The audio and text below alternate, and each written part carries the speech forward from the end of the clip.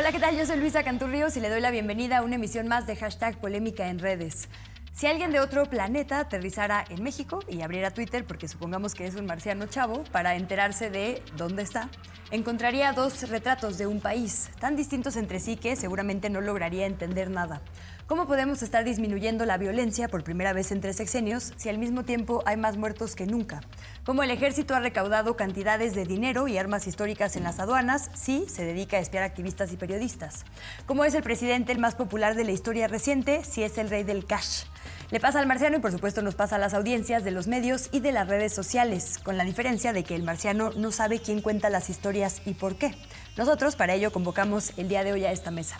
Saludo primero aquí en el estudio a alguien de casa, Miguel Elorza, analista digital, que nos ayuda además con la infodemia de forma muy cercana. Entonces, gracias, Miguel, por estar por acá.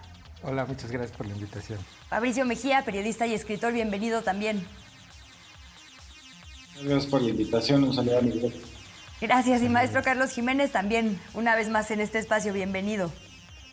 Hola Luisa, buenas noches, un saludo a Miguel y a Fabricio. Muchas gracias. Pues nuestras audiencias ya saben que pueden interactuar con las arrobas que aparecen en nuestra pantalla y por supuesto la de Canal 14, que es @Canal 14 MX, durante esta hora de discusión.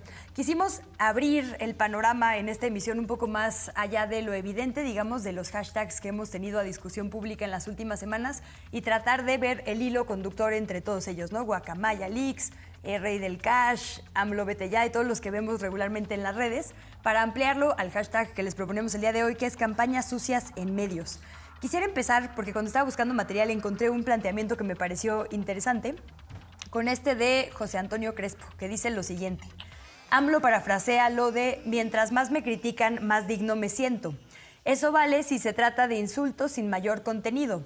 Pero si las críticas son a los diagnósticos, decisiones o aplicación de los medios, ya no se trata de dignidad, sino de racionalidad o inteligencia. Entonces, quería preguntarles eso, porque la oposición dice esto, ¿no? Como AMLO evade las críticas, pero ¿qué es lo que se está criticando? ¿Insultos sin mayor contenido, que es lo que dice José Antonio Crespo que no pasa, sino diagnósticos, decisiones o aplicación de los medios? Pero justo el último escándalo que tuvimos, que fue el Rey del Cash, no tenía ni diagnósticos, ni datos, ni sustento, ¿no? Entonces, de repente, ¿qué es lo que está a discusión en realidad? Si quieres, Miguel, empezamos contigo. ¿Qué es lo que se está criticando? ¿Son valoraciones personales? ¿Son datos? ¿Por qué tenemos como panoramas tan distintos cada que hay un tema viral? Bueno, muchas gracias. Yo creo que, como dice el hashtag del día de hoy, son campañas sucias. Entonces, a partir de un dato, a partir de una noticia, quienes generan las campañas sucias en redes sociales y en medios de comunicación, lo que hacen es crear inferencias o crear narrativas que no corresponden justamente con el dato, con el hecho, con el acontecimiento o con una filtración, y a partir de crear o de agarrar una verdad o media verdad, generan narrativas que terminan siendo campañas sucias que, porque son sucias y porque son campañas, tienen el interés de dañar políticamente a tal o cual actor político. En este sentido, y viendo lo que acontece en la realidad de los medios de comunicación de este país, pues a quien intentan dañar es al gobierno del presidente Andrés Manuel López Obrador, al propio presidente López Obrador e incluso a todo este movimiento que se ha llamado el movimiento de la Cuarta Transformación. Fabricio, permíteme ponerte 2 tweets como que pueden ilustrar lo que está diciendo Miguel, y son como en extremos opuestos. Uno de Reforma que dice: a 3 años de la captura y liberación de Ovidio Guzmán en el Culiacanazo, que también fue un hashtag que se usó ampliamente, López Obrador presumió obra y entrega de apoyos sociales en Badiraguato, tierra de Joaquín El Chapo Guzmán. Esto es una conexión que hace absolutamente de manera editorial el Reforma. Y en otro tuit, El Soberano dice: el brazo armado del cártel de la Benito Juárez, también con calificativos, cuya principal corcholata en la Ciudad de México es el actual alcalde de la demarcación, Santiago Taboada, reventó con machetes y palos la elección interna del PAN luego de que su candidata quedara en segundo lugar. Ambas son decisiones editoriales de los medios de comunicación, cosa que se vale. ¿Cuál es el límite, no? Porque dice Miguel, a veces se utilizan cosas sueltas para generar narrativas que son manipulación. A veces se cubre con un justo, digamos, una justa editorialización que también los medios tienen. ¿Cuál es el balance y cómo puede la audiencia distinguir cuando es una u otra, cuando es una campaña, cuando solo es línea? ¿Cómo nos enfrentamos, digamos, a todo esto que nos bombardea en las redes sociales?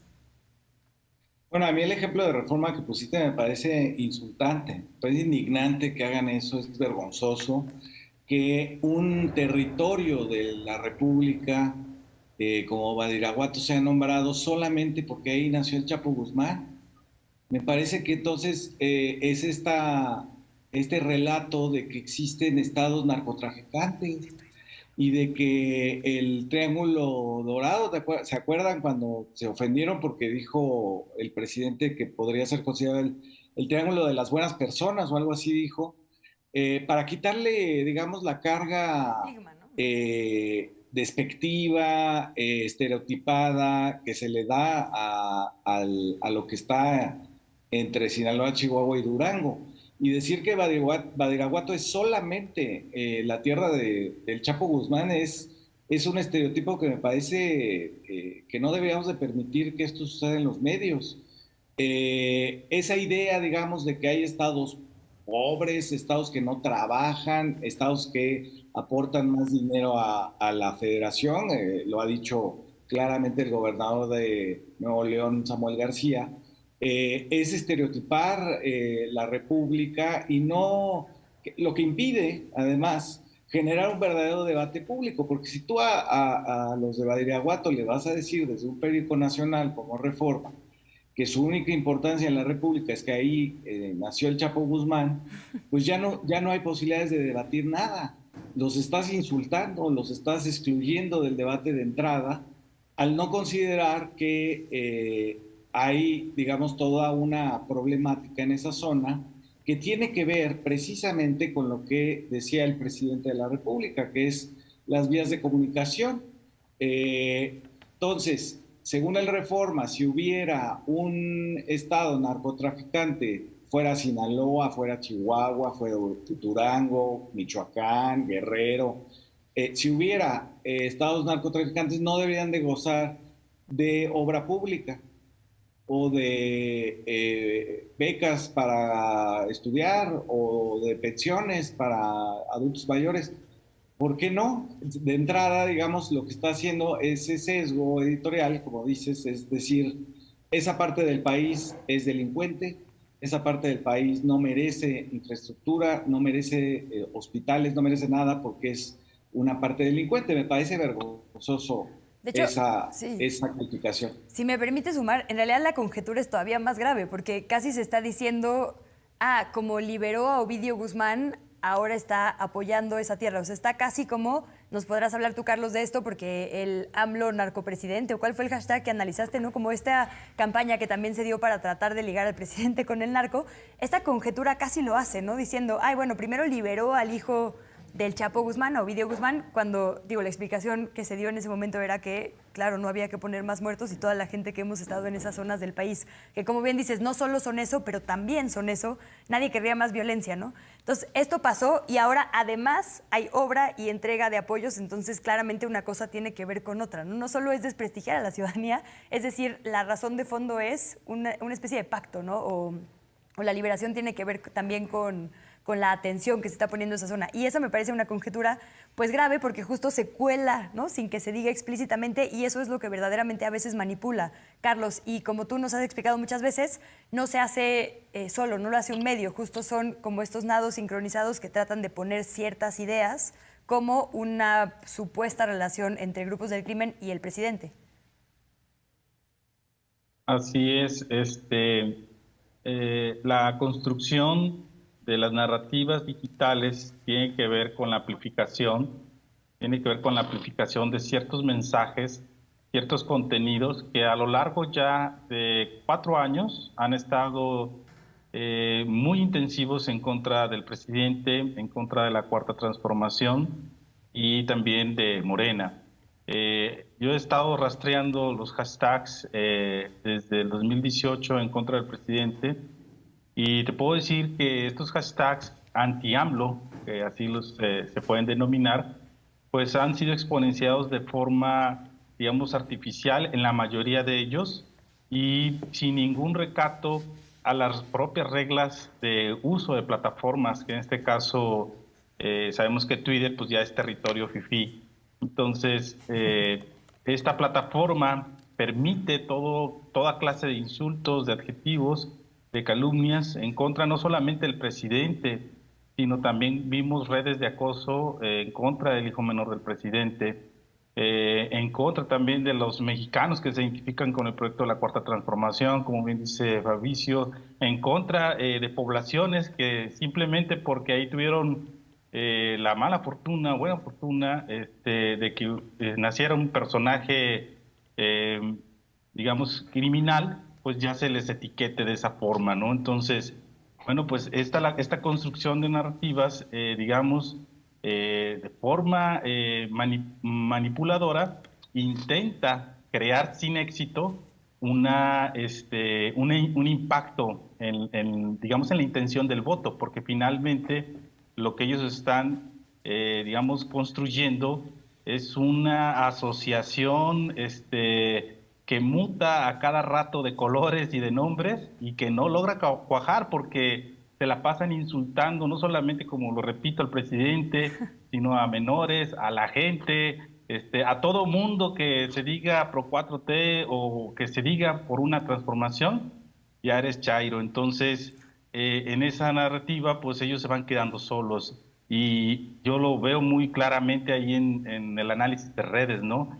Tienen muchos y miles y cientos de miles de retweets y sus redes son amplísimas, pero en las calles pues son centenas, yo creo. Déjenme, porque tenemos un par de minutitos, cerrar justo con lo que dices, Carlos, y ponerles un tuit del Frente Cívico Nacional, una de estas muchas organizaciones que se siguen reagrupando en otras organizaciones, pero me preocupa porque justo si uno no sigue exactamente a estos personajes y sus reagrupaciones, podría irse con la finta, ¿no? Y justo dice, ¿qué proponemos? Un gobierno de coalición que recopile las diferentes voces, ideas, iniciativas y propuestas de las organizaciones ciudadanas, actores sociales y políticos que deseen participar en el diseño de una nueva forma de gobernar. Pero uno ve a Emilio Álvarez y Casa y dice, pues nueva forma de gobernar, ¿no? A Gustavo Madero dice, híjole, ciudadana, nuevas formas, ¿no? Entonces como que máscara de ciudadano se usa mucho en estos tiempos también como para que la crítica sea más legítima.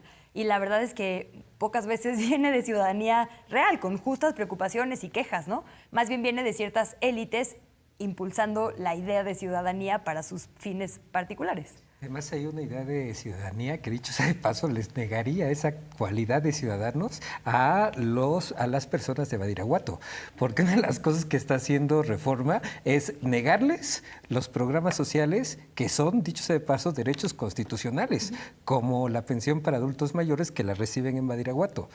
Quien viva en cualquier parte de México que sea adulto mayor, solo por el hecho de ser adulto mayor tiene ese derecho constitucional. Entonces, ¿por qué? Y lo seguirá teniendo. Exactamente. Entonces, ¿por qué Reforma hace hincapié en eso? O como, por ejemplo, Badiraguato es el municipio donde todas las escuelas están en el programa La Escuela es Nuestra. ¿Cuál es el pecado de eso? ¿Cuál es la relación que tiene los chicos que estudian en las primarias, las secundarias de Badiraguato con un narcotraficante que está detenido en Estados Unidos y hace años que no está en ese municipio, por ejemplo? Déjenme ir a la primera pausa y regresamos, Fabricio, si nos permites, contigo para analizar por qué las y los políticos niegan su condición de políticos para llamarse ciudadanos, como está tan desprestigiada la clase política y sobre todo ciertos partidos que solitos lo niegan, ¿no? Pero bueno, con esta máscara nos niegan también a las audiencias el derecho a la verdad. Entonces vamos rapidísimo a una pausa y regresamos con más, mientras le recuerdo a nuestra audiencia que hoy estamos usando el hashtag Campañas Sucias en Medios y que puede hacernos saber sus opiniones y comentarios en @canal14mx y por supuesto las redes de nuestros invitados el día de hoy. Volvemos.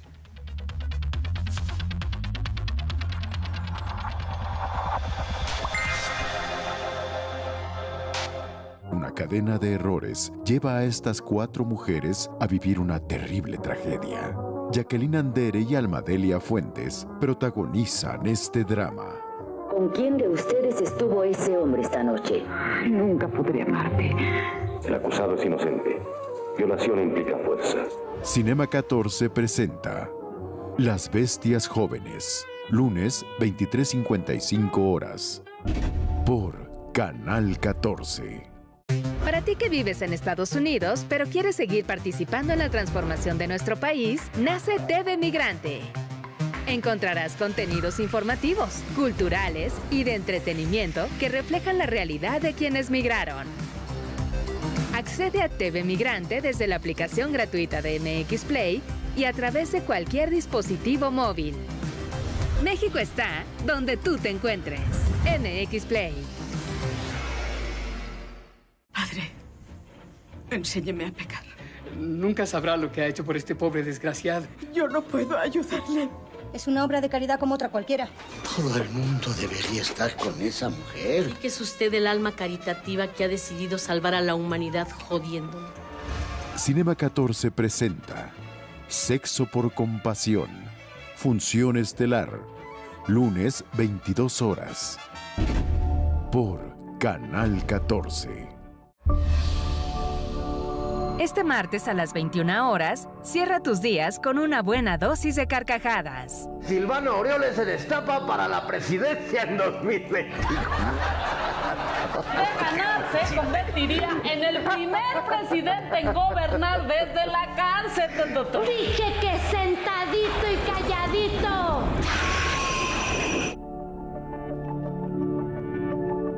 Por Canal 14.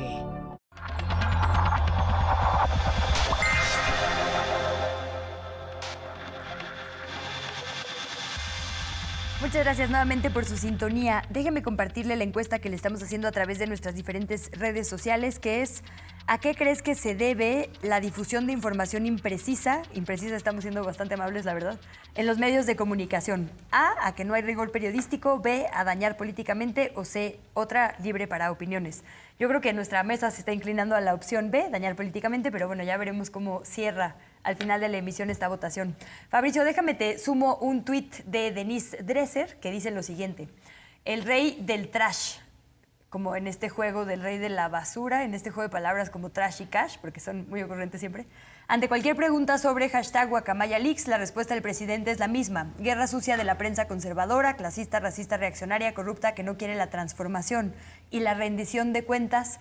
Y este es el truco de la sociedad civil, ¿no? Que, pues, efectivamente, como que uno pensaría que nos tienen que rendir cuentas. Entonces, si la sociedad civil lo exige, pues deberían hacerlo los gobiernos. Y se anula entonces la posibilidad de que la autoridad pueda tener razón, como que la prensa a veces hace campañas sucias, ¿no? Entonces, es lo complicado de decirse ciudadana o ciudadano, que aparentemente no hay una agenda política, pero si algo nos ha demostrado últimamente esta sociedad civil organizada en Unidos, en Sí por México, en Va por México, es que justo, pues muchas veces tiene igual de intereses que la política, o que de hecho han sido cómplices para diferentes metas en los últimos sexenios. Entonces, ¿cómo, digamos, distinguir entre las legítimas denuncias ciudadanas y esta ciudadanía que parece hablar por todas las demás personas sin que les hayamos dado ese permiso, ¿no? Es increíble la capacidad de innovación que tienen, ¿no? Porque ahora inventaron varias cosas en esta semana que pasó. Inventaron, por ejemplo, que Carlos Medina Plasencia, que habló a nombre de la sociedad civil, pues ya no se acuerda o cree que no sabemos que él fue a quien Carlos Salinas de Gortari le regaló la gubernatura interina de Guanajuato por Acción Nacional en 1991. Quizás ya tampoco cree que nos acordamos que Gustavo Madero es senador del PAN, que también habló en ese acto de la sociedad civil. O a lo mejor cree que no sabemos que Medina Salazar, quien habló a nombre de la sociedad civil, que es estos del Space en Twitter, sí, es una diputada de Acción Nacional por Michoacán y que compitió en la misma fórmula que la hermana de Felipe Calderón cuando perdió la gobernatura de Michoacán. Y Emilio Álvarez y Casa a lo mejor creen que no sabemos que es senador por Acción Nacional, aunque diga que no tiene partido. Entonces había panistas que se decían que no eran panistas. Entonces inventaron una cosa increíble, que es apelar al borrón y cuenta nueva, como si fueran personajes, como tú decías al principio. Los extraterrestres son ellos, porque no tienen historia, no tienen conexión, no tienen contexto, y entonces pueden hablar a nombre de la sociedad civil. Otra cosa que inventaron, con esto del rey del cash, refiriéndome al tuit de Denise Dresser, fue un testimonio de alguien que no era testigo de nada. Es decir, le llaman testimonio a alguien que ya reconoció públicamente que no estuvo en ninguna de las reuniones donde ella dice que se hablaba de dinero en efectivo, de campañas, y es un testigo completamente fraudulento. Es interesantísimo porque entonces testificó algo que no testimonia algo que no presenció. Es un gran invento, si te fijas. Pero hablando de las guacamayas, ese también es otro invento de la iba a decir mediocracia, de la derecha, que es, a ver, ¿qué es el hackeo de las guacamayas? Si me permiten la descripción. Sacan supuestamente unos correos electrónicos, 6 terabytes, que es muchísimo, y se lo dan primero a Loret de Mola, una organización guacamayas que se autodefine como antineoliberal, antiimperialista, por la defensa del territorio en contra del saqueo de las empresas extranjeras. Y se lo da al más antiimperialista y más antineoliberal, que es Carlos Loret de Mola, con su plataforma Latinus, financiada por la familia de Roberto Madrazo Pintado y por Silvano Aureoles, es gobernador de Michoacán, desviando recursos de salud. Bueno, se lo dan a él. ¿Qué es lo que hace Loret? Loret tiene una obsesión, que es el presidente de la República, y descubre que el presidente tiene gota. Y eso para él es motivo de la renuncia del presidente por su gravísimo estado de salud, y avisa también que le hicieron un cateterismo, lo cual López Obrador había avisado en la conferencia mañanera del 21 de enero. Dijo, me practicaron un cateterismo y explicó qué era.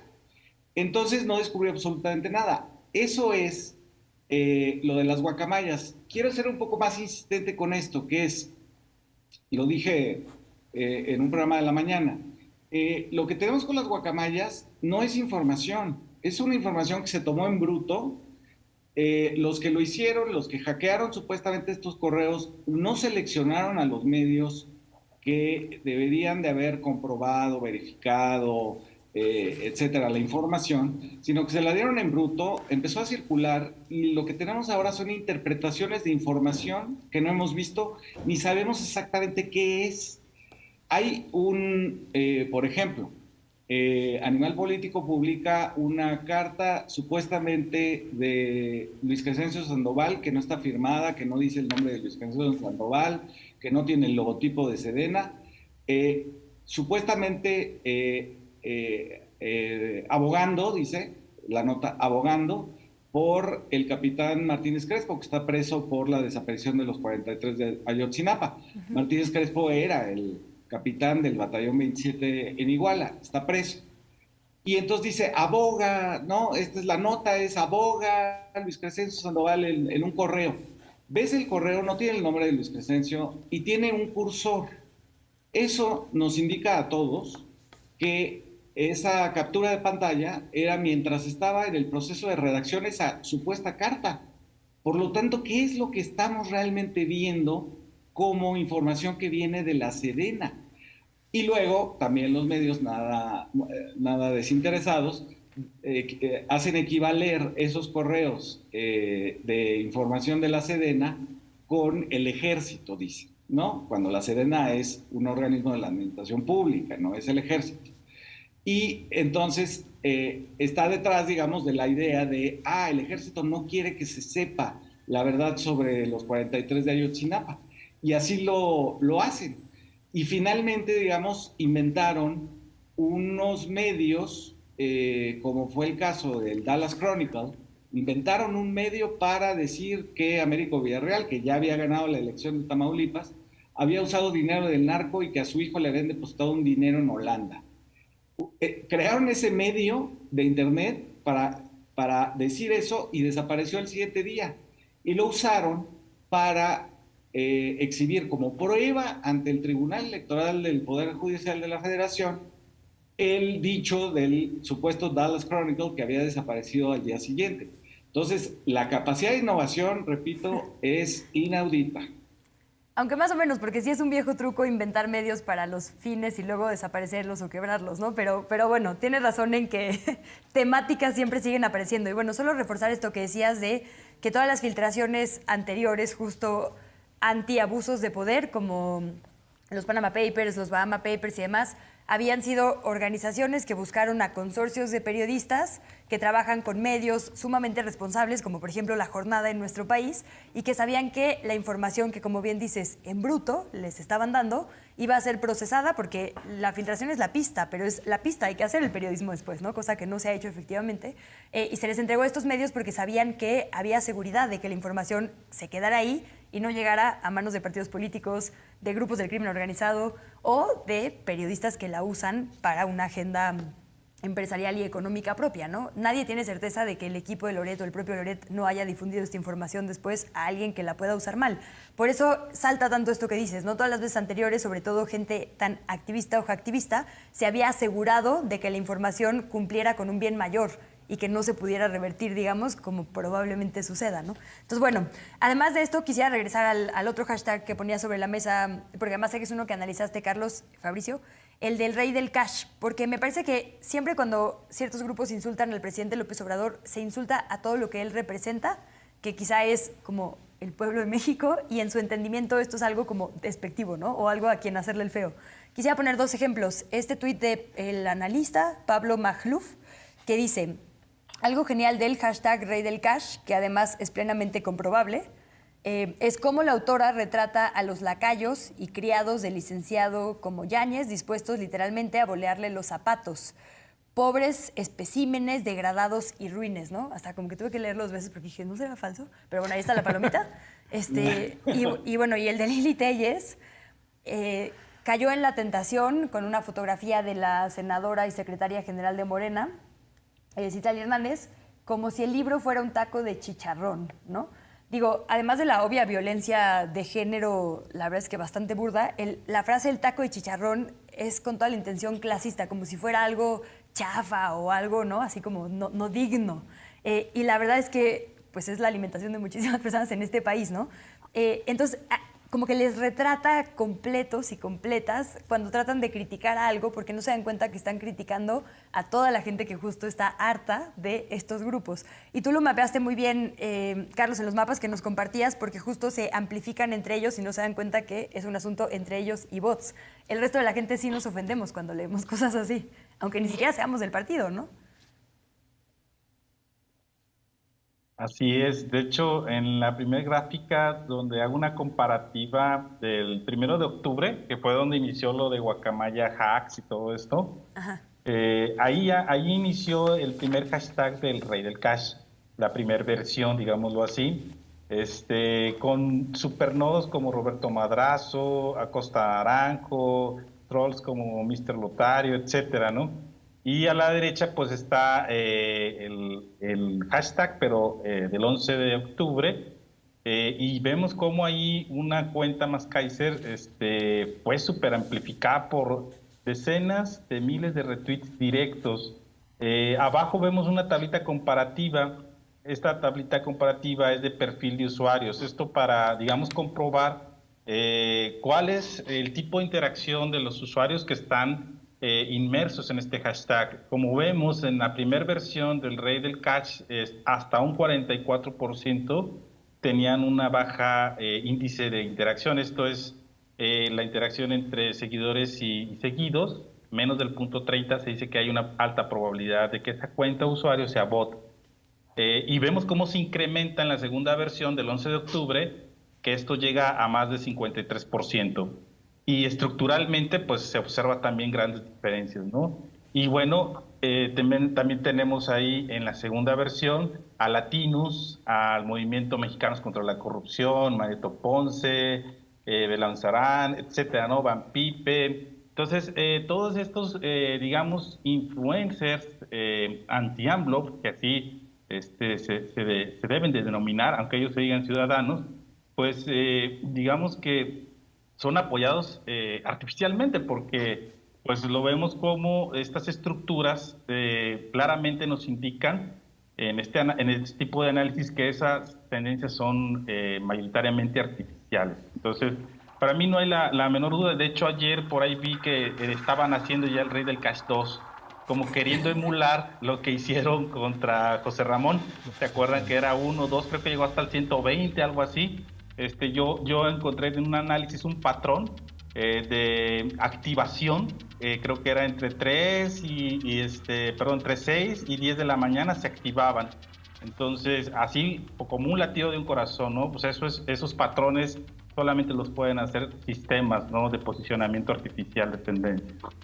Tenemos que ir a una nueva pausa, pero antes permítanme compartirles algunos de los comentarios que nos están llegando en redes. En YouTube, Nancy García dice, simulación del periodismo, están con los grupos de poder, donde hay dinero y pagan, eso informan. También en YouTube, Oscar Gómez nos dice, sirven y protegen los intereses de quienes pagan su sueldo. YouTube, Ángeles Alanís dice, porque perdieron la libertad de robar a manos llenas. En Facebook, Donatiu nos dice, el nado sincronizado no es libertad de expresión. Y Marta Cantú nos dice, creen que seguimos en lo mismo, estamos en otros tiempos, hoy no hay sometimiento, se disfruta de la libertad. Entonces me parece que las audiencias van votando más o menos como ustedes, con estos golpeteos mediáticos. Y justo uno de los temas que creo que no discutimos suficiente es de quién son los medios de comunicación y las redes sociales en nuestro país, por lo menos los corporativos o tradicionales. Porque mientras eso no cambie, difícilmente veremos pues mejores contenidos. A la pausa y regresamos para nuestro tercer y último bloque, mientras está usted en @canal14mx. Regresamos.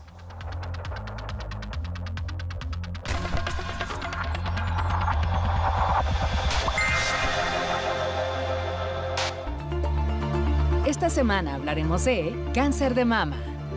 En México, el cáncer de mama es la primera causa de muerte en mujeres de entre 40 a 69 años. Envía todas tus preguntas a nuestros especialistas a la línea directa de WhatsApp 55 54 65 02 24.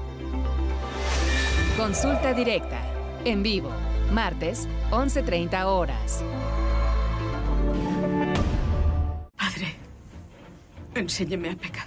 Nunca sabrá lo que ha hecho por este pobre desgraciado. Yo no puedo ayudarle. Es una obra de caridad como otra cualquiera. Todo el mundo debería estar con esa mujer. ¿Y que es usted el alma caritativa que ha decidido salvar a la humanidad jodiendo? Cinema 14 presenta Sexo por compasión. Función estelar. Lunes, 22 horas. Por Canal 14. ¿Conoces tus derechos como audiencia? Es tu derecho saber que está prohibido en los contenidos de los medios cualquier tipo de discriminación, así como representar estereotipos que atentan contra la dignidad de las personas en nuestra programación. Si no se respetan tus derechos, exígelos y contacta a la Defensoría de Audiencias. Con tu Defensoría de Audiencias, ejerce tus derechos.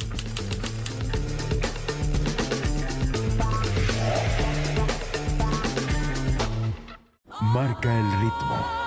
We get a 6-month contract, or we gonna offer our services to the Savoy. Tonight, I think we should look fabulous. Really fabulous. Improvisa el resto. Remember, don't breathe a word to anyone. Otherwise, we're all for it. They will send me to the chair. They will.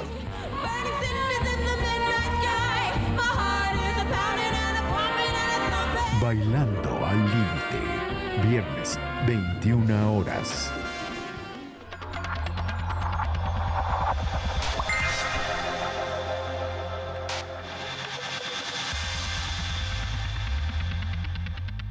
Gracias por seguir en la señal de Canal 14. Miguel, ya lo decíamos, una de las opciones que le estamos presentando a nuestras audiencias como posibilidad de por qué pasan estas cosas que estamos analizando hoy, ¿no? Por qué de repente hay estos nados sincronizados, por qué se inflan ciertas narrativas que en realidad no tienen sustento, por qué se usan dos problemáticas que aquejan a la ciudadanía, como por ejemplo la economía o la seguridad, para manipularnos, ¿no? Y llevar agua a ciertos molinos.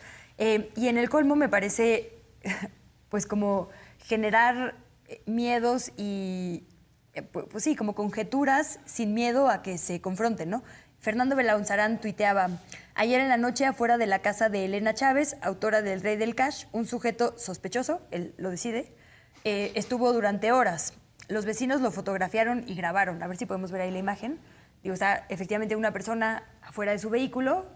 Si sí estaba intimidándola, pues la verdad es que lo hizo bastante mal porque está fuera del vehículo, como en su celular. No hay, o sea, como que creo que es alguien muy poco hábil para disimular, ¿no? Pero bueno, los vecinos lo fotografiaron y grabaron. ¿Será que López Obrador la quiere intimidar o es algo todavía más grave? mejor prevenir que lamentar, hilo, ¿no? Digo, yo entiendo que en un país como en el que vivimos, efectivamente no hay que menospreciar ninguna señal de alerta. Quienes trabajamos en esto y tenemos contactos en los estados sabemos que justo por eso no hay que bromear con estas situaciones, ¿no? Porque a veces sí se intimida al periodismo. Pero en este caso me queda claro que es más bien se pone en la mente de la ciudadanía, quieren intimidar a Elena Chávez o algo todavía más grave y se disfraza, ¿no? Como una preocupación. Y esa parte también me preocupa porque, insisto, cuando sí tenemos preocupaciones, ya uno no sabe porque en la red nos encontramos cosas como estas. Ya no sé si después hubo más denuncias o si el pobre hombre que estaba ahí fue finalmente confrontado o no, pero se empiezan a colocar estas ideas que hacen que entonces haya ruido, y cuando hay emergencias de verdad, pues no hay la atención suficiente, ¿no? Yo aquí preguntaría por qué Fernando Belouzarán, tan preocupado que estaba por Elena Chávez, no llamó a la policía. Pues sí, digo, no sabemos si lo hizo, ¿no? Pues sí, sí. Empieza a generar una realidad a partir de las redes sociales y a partir de ahí acusan, denuncian según ellos. Sí. Pero, oye, si alguien está corriendo peligro, lo primero que haces es llamar a la autoridad para evitar que esta persona corra peligro. Ahora, yo sí creo que hay un esfuerzo de ciertos actores de redes sociales por generar miedo en la ciudadanía.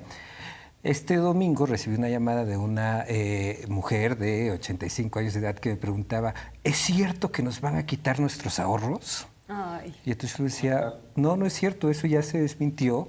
Hay que decir que quien empezó a generar esta noticia falsa fue una senadora que a veces hace de troll y a veces uno no distingue si está haciendo su papel de troll incluso en el Senado o pues haciendo su ejercicio de legisladora. Pero bueno, Lili Téllez fue la que empezó con esto, sacando un tuit diciendo que el gobierno de Morena y el gobierno del presidente López Obrador le iba a quitar sus ahorros a los ciudadanos. En ese sentido, se trata de hacer o de generar miedo en la ciudadanía a partir de algo que ya existía. Una ley que ya se hacía después de 6 años, el dinero, las cuentas que no se movían pasaban a una cuenta central y de ahí a la beneficencia y ahora distintos... Bueno, eso nos decían, porque también la verdad es que no hay un solo documento de rendición de cuentas de cómo se usó ese dinero y la beneficencia en años anteriores, ¿no? Claro. Entiendo que algunas asociaciones registradas, pero justo también, digamos que esto delimita de manera más transparente la ruta, ¿no? Justamente esta ley lo aclara para dónde va, qué porcentaje para la federación, para los estados, para los municipios, pero veamos cómo una senadora sí generó miedo en una persona adulta mayor que tiene sus ahorros. Insisto, porque justo agarran una preocupación genuina para llevar agua a su molino. Y este es el uso y el abuso que están haciendo ciertas personas de las redes sociales, de ciertos medios de comunicación e incluso de la sociedad civil de este concepto. Usan el concepto, abusan del concepto y terminan con el consecuente descrédito. Por eso ahora ya pasan desapercibidas estas organizaciones. Es lo que creo, más o menos. Y además, grave que no hay consecuencias por la negligencia, ¿no? Porque lo dices, ya estaba en la ley. Uno asume que la gente que se dedica a legislar sabría que está reformando, pero no pasa nada si no lo saben. Por eso ahí el cuestionamiento, sería, ¿de verdad la senadora no leyó la ley, no leyó la reforma, la propuesta, el dictamen? ¿O de verdad hay un genuino interés por desinformar y generar miedo? Cualquiera de las dos opciones son preocupantes. Y además decir que fue una iniciativa que se votó con votos de todos los partidos, que ¿no? Los diputados, pero bueno, sí. Déjenme poner rapidísimo para sumar esta conversación económica un video de Carlos Loret de Mola en modo corresponsal. Es un videito de 45 segundos, si quieren lo escuchamos y regresamos a comentar justo también cómo ciertas preocupaciones se utilizan de forma política. ¿Cómo nos afecta esto a 130 millones de mexicanos? Dolorosamente sencillo, en los precios de la comida. Esa inflación que hemos estado sintiendo en los últimos meses tiene sobre todo su epicentro aquí en Ucrania. Este país es considerado el granero del mundo por la cantidad de cosas que produce. El caudaloso río Dnipro, del que hablábamos hace un instante, baña las tierras y las vuelve tremendamente fértiles. Pero cuando invadió Rusia, cerró la posibilidad de que fueran sujetos de exportación los granos ucranianos y esto disparó los precios y generó hambre, particularmente en los países más necesitados y los de desarrollo medio, como es el caso de México. Así que hay un impacto económico directo. Bueno, barba de corresponsal, sabemos que está ahí en acción, Carlos Loret, como siempre, pero me llama la atención nuevamente esto, ¿no? Como, claro que la gente está preocupada porque los precios de la comida están subiendo. En realidad, su tuit dice, cuando uno hace este tipo de coberturas, comprende el papel que debería estar jugando México en el mundo y no andar en necedades. Y de repente pienso, bueno, el único plan de paz que se ha presentado en realidad lo presentó México, ¿no? Como de paz real ante una organización internacional, buscando un conflicto, un cese al fuego, digamos, sin como justo hablar de armamento, de rendición de ningún lado. Un plan de paz real lo presentó México. El plan antiinflacionario que por primera vez, de hecho en el último mes, logró detener la tendencia hacia la alta, cosa que no había pasado en muchos meses por la pandemia y una serie de factores, también pasó en nuestro país, ¿no? Entonces, es jugar con algo tan delicado como la guerra, algo tan horrible como, pues sí, un conflicto armado para motivos políticos. Habla del semillero del mundo, ¿no? Y bueno, el maíz en México es, quién sabe, ¿no? No existe y nadie lo ha defendido nunca porque no es una cosa en su interés, o quizás sí. Entonces también ahí, como que digo, las audiencias estamos bien desprotegidas porque uno escucha estas cosas y ve esas imágenes y claro que, ¿no? Nuestra entraña duele, pues cómo la guerra no nos va a doler, cómo no nos va a doler que la canasta básica esté cada vez más cara. Y entonces nuestra capacidad de crítica o de encontrar soluciones reales se va diluyendo porque estamos súper manipulados. Y esto se hace una y otra vez sin consecuencias, Fabricio. Sí, sin consecuencia alguna. Carlos Loret de Mola tiene una obsesión con el presidente de la República. No importa que esté en Ucrania o delante del Palacio de Correos, ahí en el centro.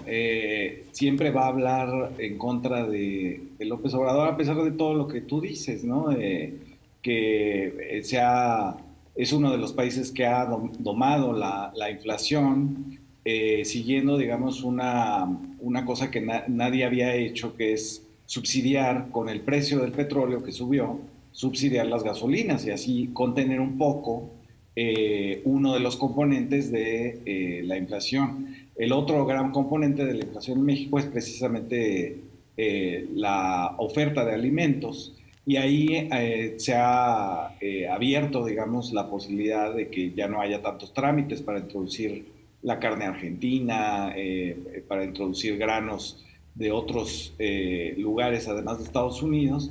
Y entonces, bueno, pues eso no le pasa por la cabeza, simplemente dice la inflación, la guerra, México está mal. Y entonces esto no tiene consecuencias, que eso me parece interesante lo que dices, Luisa, que es, ¿quién le pidió cuentas a Penilei Ramírez cuando dijo o aseguró que la vacuna CanSino, que era con la que se había vacunado a los profesores de este país, tenía el 5% de efectividad? Bueno, resultó que no era cierto, pero nunca se disculpó, ni se disculpó el medio.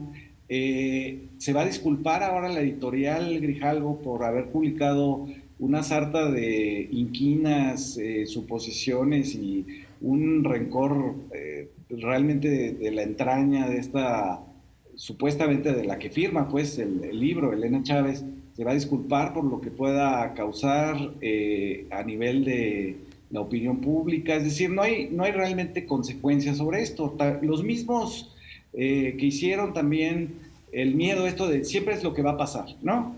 Entonces, que no pasa, pero siempre es lo que va a pasar. Entonces se va a devaluar el peso, dijo Chumel Torres cuando tomó posición Andrés Manuel. Va a haber la cantidad de muertos equivalente por el COVID, equivalente a la ciudad de Tijuana, dijo una columnista del País. ¿Cómo es posible que nadie se haga responsable de los dichos y todo sea un borrón y cuenta nueva, de tal manera que Elena Chávez ya es una periodista y no una exdiputada del PRD? Sin duda. Nos quedan 3 minutitos. Carlos, no sé si tengas algún otro mapa que quieras enseñarnos, porque sé que también requieren su tiempo de explicar. Sí, el último es sobre la geolocalización. Ajá. De algunos tweets que, bueno, más o menos el 40% de los tweets o usuarios en Twitter tienen activada la geolocalización y un porcentaje todavía menor activada las coordenadas geográficas de latitud y longitud. En este ejercicio podemos ver que en la Ciudad de México es donde más se ha titulado intensamente, y esto también va en relación a otros estudios que indican por ejemplo, la tasa o el promedio de uso de Twitter a nivel nacional ronda el 10-15%, Eso es a nivel nacional, y en la Ciudad de México se eleva hasta el 35%. Quiere decir que el nodo central en el país es la Ciudad de México, y dentro de ahí, pues el corredor Insurgentes, que podríamos ver claramente, es donde se detecta intensamente. Obviamente, es como Miguel Hidalgo, Cuauhtémoc, Benito Juárez, ¿correcto? Digamos, concentración. Es un eje Polanco, Roma, Nápoles, del Valle, y vemos claramente que pues ahí se concentra la mayoría de la interacción, repitiendo obviamente solamente aquellos tweets que tienen activa la geolocalización. Pero esto nos da una muestra muy potente, ¿no?, de lo que ocurre, y vemos prácticamente que va en relación directa con los resultados de la Ciudad de México el año 2021, donde la parte este de la ciudad pues se ganó la oposición, ¿no? Entonces hay estudios que indican que entre mayor un distrito o una localidad use Twitter, mayor votará por la oposición. Es decir, sí incide de alguna manera, específicamente en la Ciudad de México, yo le digo taladrar todos los días en contra de AMLO, en la radio, en la tele, porque queramos o no, pues son los medios hegemónicos los que todavía aún tienen la mayoría de las audiencias. Sí, las redes hacen un trabajo, pero recordemos que estamos en un país donde todavía tenemos una baja conectividad a nivel nacional, y eso incide, digamos, en los debates abiertos que se generan o se pueden generar en las redes. Entonces sí, es importante tener esto en cuenta. Y también qué coraje saber esta amplificación falsa de ciertos mensajes, ¿no? Porque justo la promesa de las redes sociales era democratizar, ¿no?, esta palabra tan igualadora. Es correcto. ¿No?, la conversación. Es correcto, y qué bueno que tocas este punto. Recordemos que los principales movimientos red fueron en el 2011, y precisamente en ese año hubo un incremento de la banalización de la red, es decir, los memes, los videos chuscos, es decir, como que trataron de desviar el poder de la red hacia usos pues o cuestiones más chuscas o de broma, ¿no? Entonces, los vectores virales es lo chusco, y ahora el miedo para las campañas de ataque político. Qué interesante. ¿Y tú dices que es una forma de desarticular justo la organización real?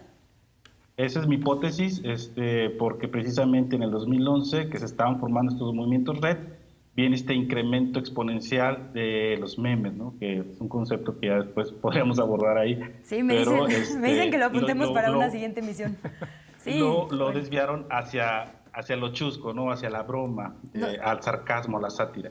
Nos tenemos que ir, pero bueno, solo yo sumaría todo lo que ya nos han explicado con tanta amplitud y la verdad claridad, que cuando se desinforma, pues no solo están atacando a estos políticos, ¿no?, a los que están, digamos, dirigiendo su discurso, pues también a toda la ciudadanía, que debería poder tomar decisiones de manera libre e informada, porque justo así construimos las sociedades que queremos. Y si están estorbando en medio de eso, a quien perjudican es a la gente, ¿no? Entonces no se nos olvida eso. Les cuento los votos. ¿A qué crees que se debe la difusión de información imprecisa en los medios de comunicación? El 11% de la gente que nos acompañó en Facebook y en YouTube dijo 11%. A dañar políticamente, 87%. Y otra opción, 2%, que ya podremos leer por allá en nuestras diferentes redes sociales. Muchísimas gracias, Fabricio, gracias, Carlos, muchísimas gracias, Miguel, por su compañía en esta emisión, y ojalá volvamos a coincidir en otra pronto. Gracias también a la producción y, por supuesto, a la audiencia de Canal 14. Hasta la próxima.